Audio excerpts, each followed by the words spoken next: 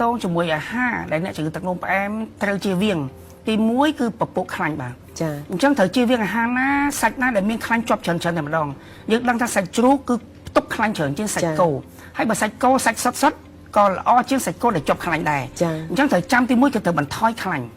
បន្ថយខ្លាញ់ឲ្យបានជាទីបរិមាណទី1ដោយបង្កើនការប្រើប្រេងចោះព្រោះប្រេងវាល្អជាងខ្លាញ់ប្រេងណាដែលល្អជាងប្រេងអូលីវហ្នឹងគឺល្អហើយបាទប្រេងអូលីវបាទទី2គឺតាក់ទងជាមួយនឹងការទទួលទានប្រៃព្រោះកាលណាទទួលទានប្រៃគឺគាត់ងាយនឹងមានហានិភ័យមួយទៀតដែលតែងតែអបមកជាមួយនឹងជំងឺទឹកនោមផ្អែមគឺការលើកសម្ពាធឈាមអញ្ចឹងកាលណាគាត់ទទួលទានប្រៃធ្វើឲ្យសម្ពាធឈាមគាត់ឡើងម្ដងតិចពិសេសមនុស្សចាស់តែម្ដងកាលណាទទួលទានប្រៃនឹងធ្វើឲ្យឡើងសម្ពាធឈាមដោយសារវាធ្វើឲ្យទឹកនិងអំបិលកកកុញច្រើននៅក្នុងខ្លួនគាត់អញ្ចឹងត្រូវបន្ថយជាតិប្រៃឲ្យបានច្រើនកុំទទួលនៅស្រុកខ្មែរឃើញថាញ៉ាំប្រៃច្រើនញ៉ាំផ្អែមច្រើនណាស់នៅចំណីមួយចំណែកផ្ទុកអាប្រៃហ្នឹងដូចជាពពួកផ្អាប់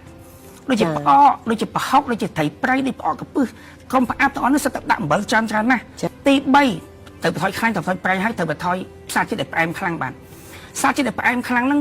ដែលឡើងច្រើនជាងគេដែលយើងញ៉ាំច្រើនជាងគេហងៃដែលដឹងខ្លួនគឺបាយកុំទទួលទានបាយច្រើនពេកហើយថែមបន្លែនិងសាច់ជំនួសវាមកchứបន្លែសាច់វាល្អជាងបាយទៅទៀតអញ្ចឹងបន្ថយត្រៀមបន្ថយបាយឲ្យទាំងអត់ទឹកនោមផ្អែមទាំងកំពុងមានទឹកនោមផ្អែមទៅបន្ថយបាយហើយនឹងពពុះម្សៅក្រៅពីបាយពពុះម្សៅបាទអញ្ចឹងទៅពពុះម្សៅហ្នឹងដូចជាកាទៀវដូចជានំប៉័ងដូចជានំបញ្ចុកសិតតែពពុះម្សៅហ្នឹង